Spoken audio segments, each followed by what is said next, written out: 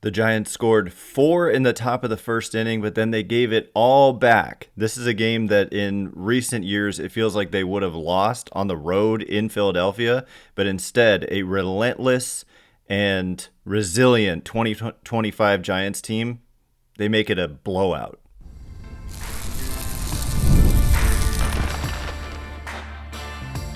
You are Locked On Giants, your daily San Francisco Giants podcast.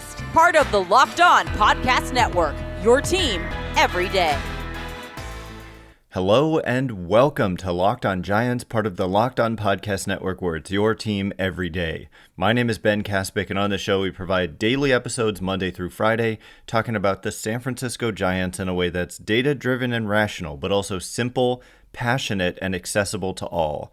I'm a former contributor for the baseball statistics and analysis websites Beyond the Box Score and Rotographs. I've been podcasting about the Giants since 2015, hosting this show for over 6 years, and I'm a lifelong Giants fan. Thank you for making Locked On Giants your first listen every day. We're free and available wherever you get your podcasts, including YouTube, so check us out there if you have not already, and please hit that subscribe button wherever it is that you're following the show. Today's episode is brought to you by Game Time. Download the Game Time app, create an account, and use code LOCKEDONMLB for $20 off your first purchase. And coming up on today's show, we're going to get into the fact that this Giants team is relentless and resilient right now. They're 13-5. In any other division in baseball, they would be leading it, but in this division, they're 1.5 back, with the Dodgers also 1.5 back, and the Diamondbacks breathing down their neck.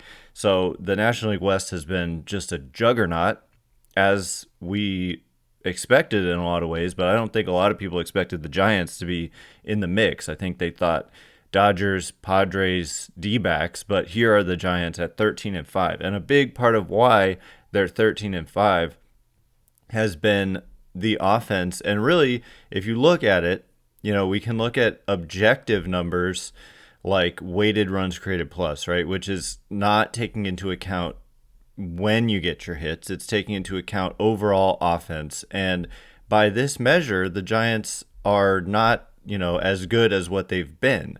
They have a team weighted runs created plus of, I believe, 108, which means overall they've been only about 8% above league average. And it doesn't take a genius to kind of break it down. They've got a 234 team batting average, which is modest. You might think that's bad, but in today's game, that might even be above average this year. They've got a 313 team on base percentage, which is modest. 417 slugging, which is probably significantly above average. So they have hit for above average power, and power comes in all forms, as we've seen from, for example, Jung Hoo Lee, who has now 10 doubles to pace the major leagues. But it all adds up to about 8% above average offense. So I do want to kind of look at what the league average stats are. So the Giants' 234 team batting average is 1 point below the league average of 235. So that every year I hammer this home.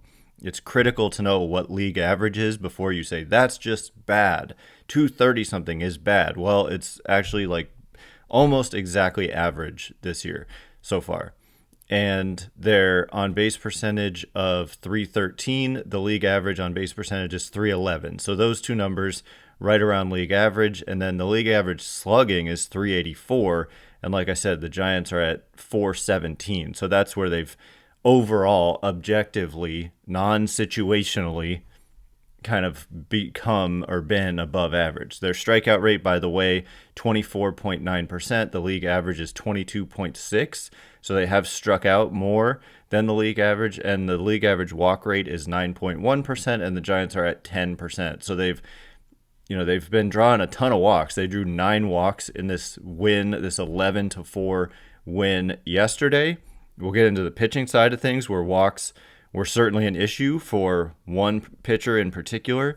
But where the Giants, so how do you tie these two things together, where I say they've been above average, but not like crazy above average? 108 weighted runs created plus ranks 12th, tied, with the Tigers or so, and the leading team is the Yankees at 40% above average offensively. Diamondbacks are at 124. Bunch of teams in the 120s, and the Giants down at 108. So, I mean, it's good to be above average, but at the same time, you're not 140 like the Yankees. And so how do you equate this with a 13-5 record, especially when you say Giants starting pitching overall has been solid, but not like absolutely spectacular. You look at yesterday's game as an example. You look at the previous day with Justin Verlander and all of Justin Verlander's starts as an example. Well, so just to set the stage here, runs per game, the Giants are third in baseball. The Yankees are first. The Cubs are second. The Giants are third at 5.56 runs per game. So more often 6 than 5 if we're kind of looking at it from that perspective. So 5 or 6 runs a game, more often 6. And that's a recipe for winning a lot of games, obviously. Especially when, if you look at the pitching, they're allowing 3.67 runs per game. So the average Giants score is like, 3 or 4 runs allowed and 5 or 6 runs scored so far this year. And that explains being 13-5, which is a great record.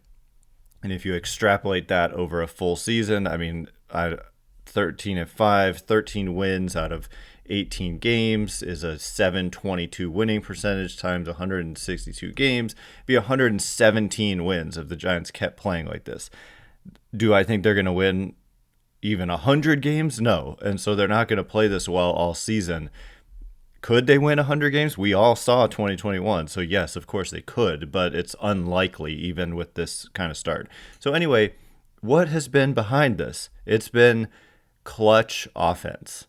That's what I see, because if you look at fan graphs, you can see how teams have done in high leverage situations. I don't know exactly what they define as high leverage, but they're pretty good about it. And the Giants are number 1 in baseball offensively in high leverage situations. So in these critical plate appearances, Giants have had 74 of them, and I mentioned that they overall have a 108 weighted runs created plus, about 8% above average offense. Well, in high leverage situations, they've been 77% above average, hitting 297 with a 370 on base and a whopping 625 slugging percentage. It's a 328 isolated power.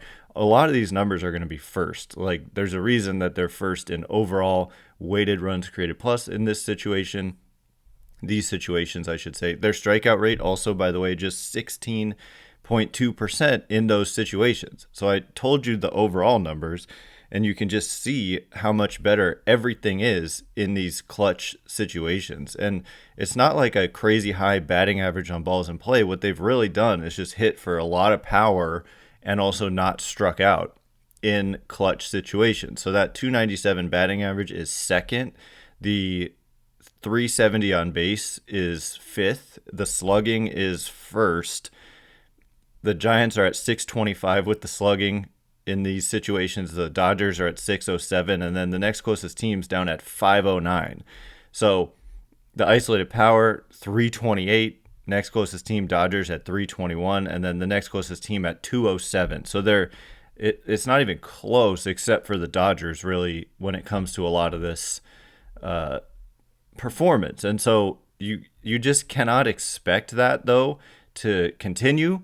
And in general, you'd more so expect your team to perform more to the numbers they've put up in general, which is about 8% above average offense versus this. But if you can do this, it leads to things like what we've seen, such as 13 wins in 18 games. So if we look at medium leverage, just to give context, the Giants are, where do they I have to keep scrolling here? They're 23rd with an 86 weighted runs created plus. And how about low leverage? Let's see, low leverage. They're near the top in low leverage. Well, not the top. They're 9th. So they've been solid in low leverage. It's kind of like none of this is predictive at all. It's just tells the story more so than anything. None of this is statistically predictive. But if you can do this, like I said, you're going to win a lot of games. And so we'll continue to look at this, including situational hitting in just a minute. And we're going to look at how Robbie Ray leads the major leagues in a very unfortunate category. So we'll get into all of that in just a minute. And before we do, today's episode of Locked On Giants is brought to you in part by Amazon Fire TV. Did you know that your Fire TV is also an Xbox? Turn any TV into your gaming and entertainment hub with Fire TV Stick 4K devices. No console required. Just grab your paired controller, subscribe or sign in to Xbox Game Pass Ultimate with EA Play included, and you're ready to play.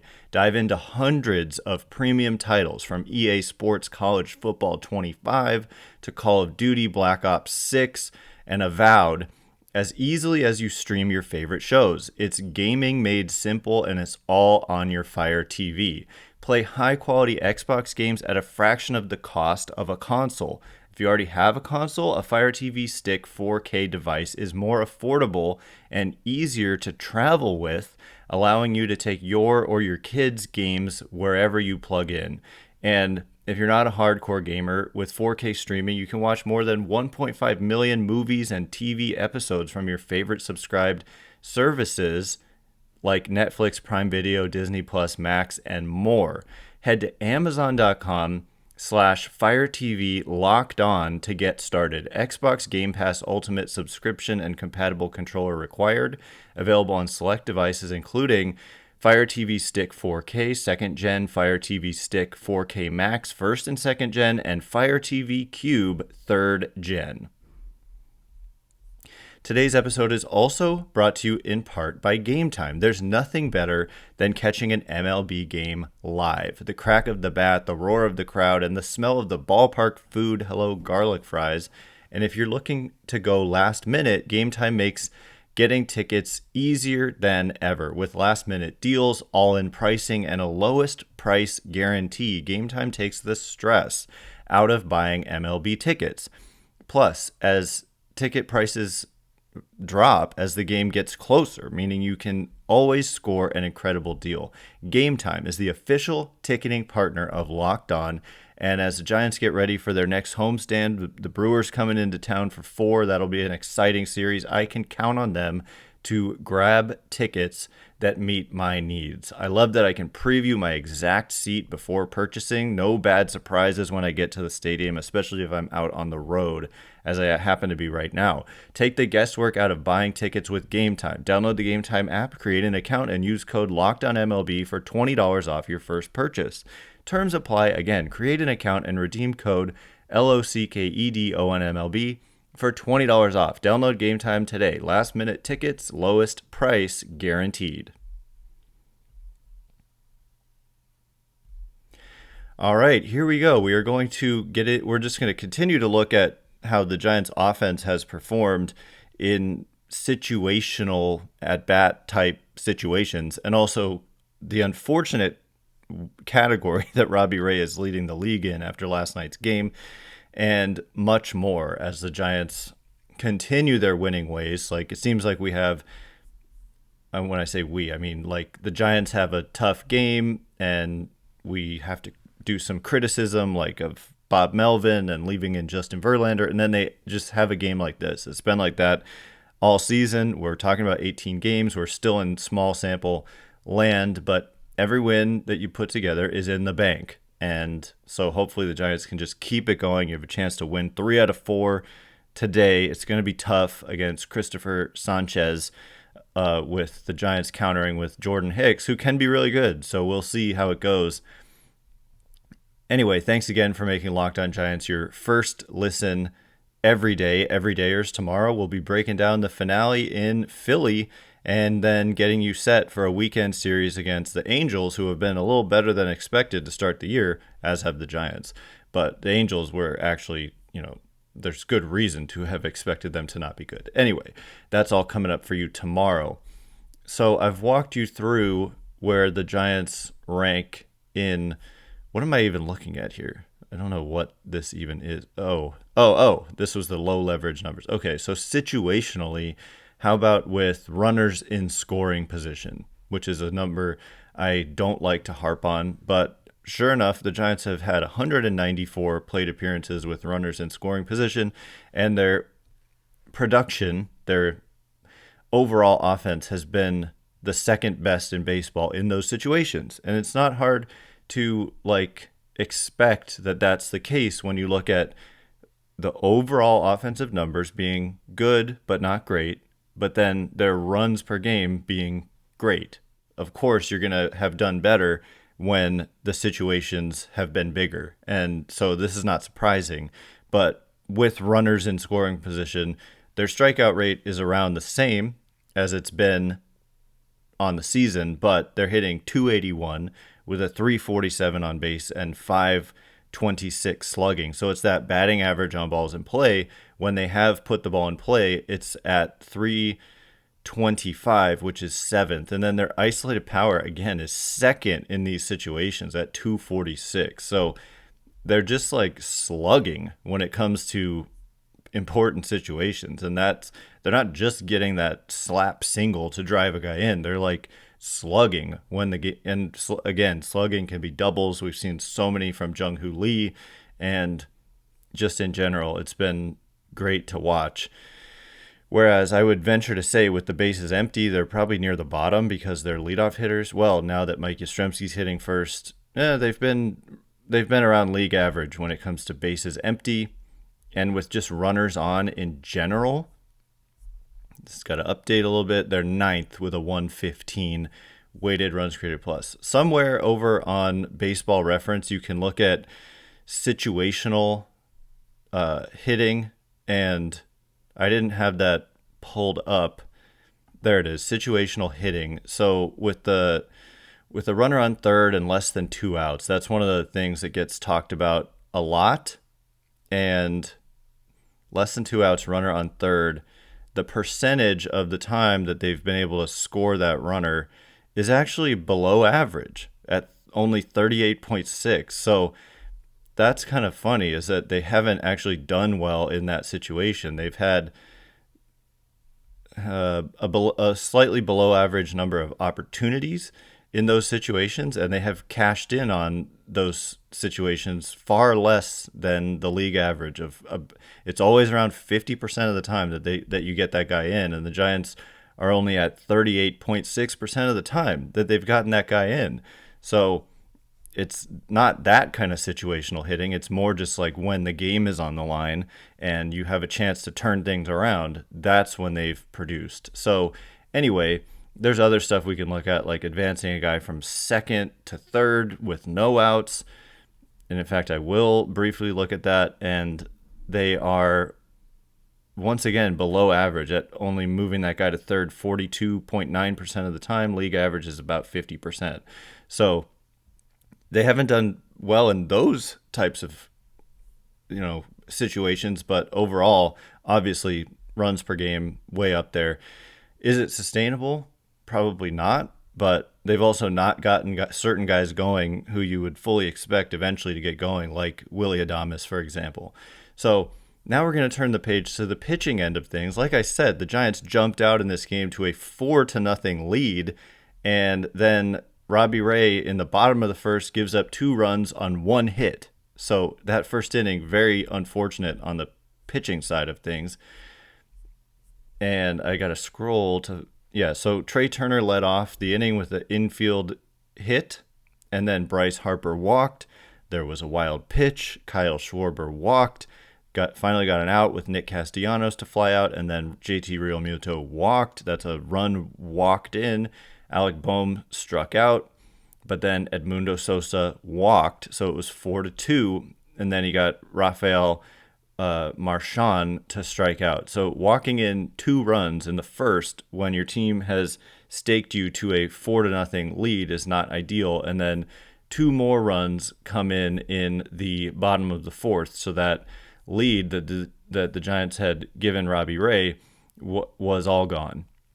So Johan Rojas led off with a double, and then Trey Turner flew out, advancing Rojas to third, and then Bryce Harper homered. So all in all, in the game, Robbie Ray threw a gazillion pitches, 93 pitches in just 4 innings. So we've seen this over and over from a number of Giants starters recently, especially on this road trip with just high pitch counts in a relatively low number of innings. 93 pitches in 4 innings of work, 6 hits and 5 walks for Robbie Ray. He did strike out 8. So this is very reminiscent of Verlander in a way. Not so much with the walks with Verlander, but with Robbie Ray, the walks are definitely a concern. And how much of a concern or how much of a issue? Well, nobody has a higher walk rate in Major League Baseball among qualified pitchers, that is, than Mr. Robbie Ray at 17.6. So that means he's walked, if we're rounding here, 18% of the hitters that have come up to the plate against him. Just want to point out, a lot of times people use like at-bats to try to, they're like, Giants have struck out this many times and this many at-bats. That's not the way to do it. You got to use plate appearances.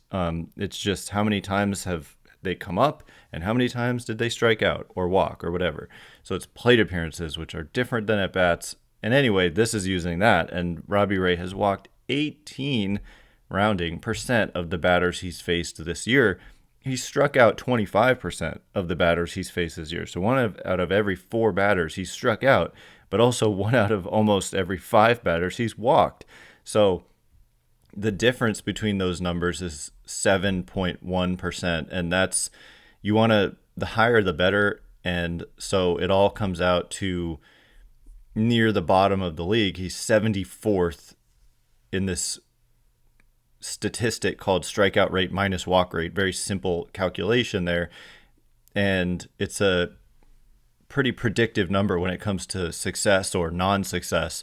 So even though his strikeout rate is pretty high, that walk rate pulls down this strikeout rate minus walk rate all the way to 7%, which is 74th out of 81 pitchers. And so that's very suboptimal. And we've seen now the veteran pitchers outside of Logan Webb, Justin Verlander, Robbie Ray, Jordan Hicks. We've seen some good, but we've also seen some bad. And so we did a whole segment about Hayden Birdsong twice now this season already about how does he belong in the rotation when you look at some of the performances. So this was just another very wobbly performance by Robbie Ray. You like that strikeout rate, but the walk rate, that's just a problem. Like, it's the worst in baseball. And so they're going to get more chances. I've pointed out, I just don't see Buster Posey making a knee-jerk reaction to kick someone out of the starting rotation who's a veteran pitcher. But I think of all the, of Ray, Verlander, and Hicks, I think Hicks has the best chance to produce, and yet he would be the most obvious guy to go to the bullpen if a move needed to be made, because he has so much bullpen experience and so little starting experience. But I think Hicks is the guy most likely to turn it around. And so we'll see how it all plays out. Ultimately, the Giants won the game. Their bullpen did a fantastic job. So we'll discuss the bullpen, and also how about jumping back into the lineup and looking at one Mr. Mike Yastrzemski, who's playing like it's 2020. We'll get into that in just a minute. And before we do, today's episode of Locked On Giants is brought to you in part by PrizePicks. Basketball and hockey playoffs are heating up. Warriors are in, and there's no better way to turn your sports knowledge into real rewards than with PrizePicks, the easiest and most exciting way to play daily fantasy. With PrizePicks, you simply pick more or less on at least 2 player projections, and you're in. You can even combine players across sports, basketball, hockey, baseball, and more, for your chance to win up to 2,000 times your cash. Personally, the last 2 days, I've told you what I've played, and both have been successful. Yesterday, we had Robbie Ray going less than 2 outs into the 6th inning. He went only 4 innings. We had Jung Hoo Lee with at least over half a hit plus run plus RBI. And we had, I forget the other one, but we told you it ahead of time, and it was successful. And today, I've got more than half a strikeout for Willy Adames. Sorry. I've got more than half a hit for Matt Chapman, more than half a hit for Elliot Ramos, and more than half a hit for Bryce Harper. And that's a multiplier by 3.4 times. So 3.4 times your money if that's successful. Download the app today, use code LOCKEDONMLB, and you get $50 instantly after you play your first $5 lineup. That's code LOCKEDONMLB to get $50 instantly after you play your first $5 lineup. PrizePicks, run your game. All right, here we go. We're going to get into the bullpen, as I promised a little bit. They just continue to get the job done. And also Mike Yastrzemski playing like it's 2020 right now and just being a huge part of this team. That's just how baseball is. You know, a lot of people were upset, a lot of Giants fans upset that they tendered even a contract to Mike Yastrzemski. And yet here he is. He's played just a huge role in the Giants' 13-5 start. Will he cool off? Oh, yeah. You know, that's just part of the game. But it's just unpredictable. You know, that's kind of the main takeaway. You look at one of their worst players has been Willy Adames. And then you also look at, okay, LaMonte Wade Jr. has struggled. But it could easily be Yaz struggling and LaMonte Wade Jr. doing great. And so baseball in a small sample, you just don't want to overreact too much to individual player performance, especially when you have a track record. So I fully expect LaMonte Wade Jr. to come out of this, although it is a little concerning at this point. Like, he's got to come out of it relatively soon. He's not going to probably play today with the lefty on the mound. Lineups are probably out at this point at the time of recording, but still would like to see Wade get it going. He just hasn't been able to do so, but Mike Yastrzemski has, and we will talk about the bullpen. Essentially, I just want to point out they've picked up these starters who have struggled. Lou Trivino, 2 innings, 1 hit, 2 strikeouts, no runs, lowered his season ERA to 3.12. Camilo Doval with a nice, clean inning in the 7th with the Giants up big. And we've seen that be an issue for him before, but it was not an issue for him yesterday.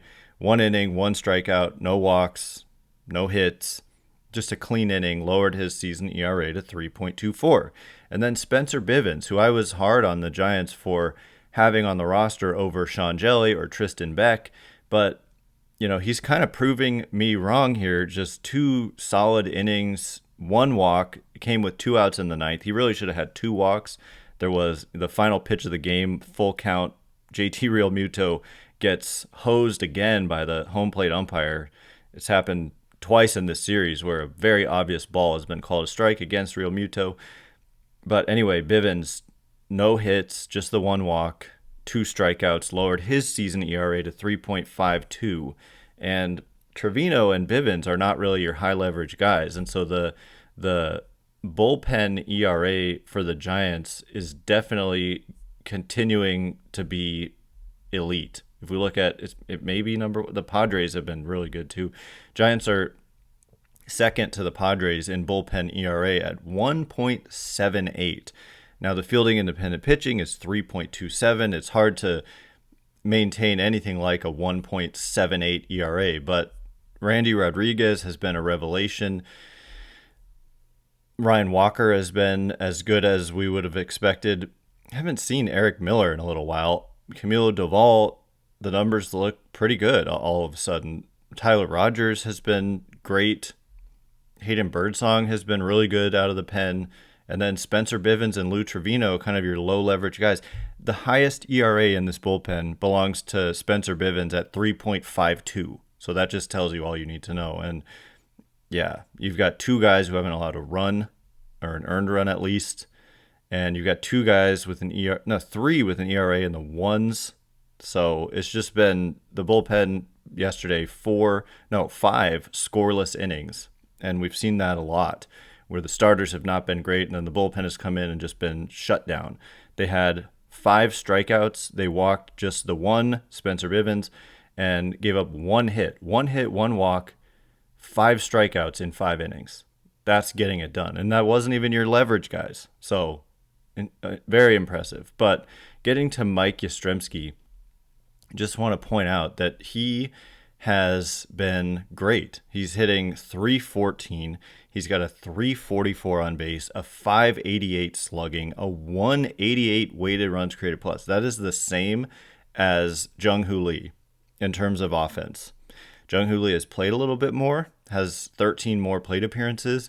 I think it's more sustainable for Jung Hoo Lee. We've seen more of a sample of Mike Yastrzemski in his major league career, but where would they be without Mike Yastrzemski right now? I mean, he's just been really good and definitely contributed to a lot of the success that the Giants have had this year. So if we look at the leaders in Major League Baseball and on-base percentage leaders, and there's Mike Yastrzemski at number 6 with that 444 on base, and that's third in the National League. And then the slugging at 588 is 12th in Major League Baseball, and this is among how many qualified players? 176.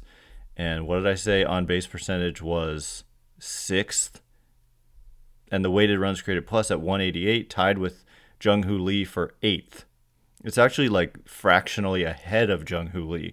So it's easy to ignore because it's kind of new for Jung Hoo Lee, and we've seen a ton of Mike Yastrzemski. But at the end of the day, Mike Yastrzemski is right up there with Fernando Tatis Jr., Corbin Carroll, like in terms of just best hitters thus far.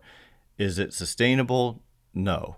He's not gonna have this kind of performance all year, but it's definitely contributed. He's got a 275 isolated power. His walk rate is really good. You've got some of the top. Matt Chapman is third in the majors in walk rate at 20.3%. He's walked like 1 out of every 5 times he's come up to the plate all season. Mike Yastrzemski is 5th in walk rate. And so that's huge. And then isolated power. Yeah, Jung Hoo Lee is 12th in this category. A lot of people were like, he can't hit for power. Why is he in the middle of the lineup? Well, he's 12th in the most important kind of power department, and Yaz is 22nd. So anyway, that is all the time we have for today. Just great things happening for the Giants. Hopefully they can keep their foot on the gas. It is a long season, and you're going to go through your struggles, but just rack up the wins while you're rolling. Thank you for making Locked On Giants your first listen today. For your second listen, check out the all-new Locked On MLB Game Night. Every game, every night, all season long. Get local analysis on a national scale. Find MLB Game Night on Locked On MLB on YouTube or wherever you listen to podcasts. Once again, I'm Ben Kaspick. Check me out on Twitter or X at Ben Kaspick, Kaspick. If you like this show, please consider rating it or leaving a review. It helps me out so much, so thank you in advance, and thanks to everyone who's done so already. Can't wait to be with you again tomorrow. Thanks again for listening. You are now Locked On Giants.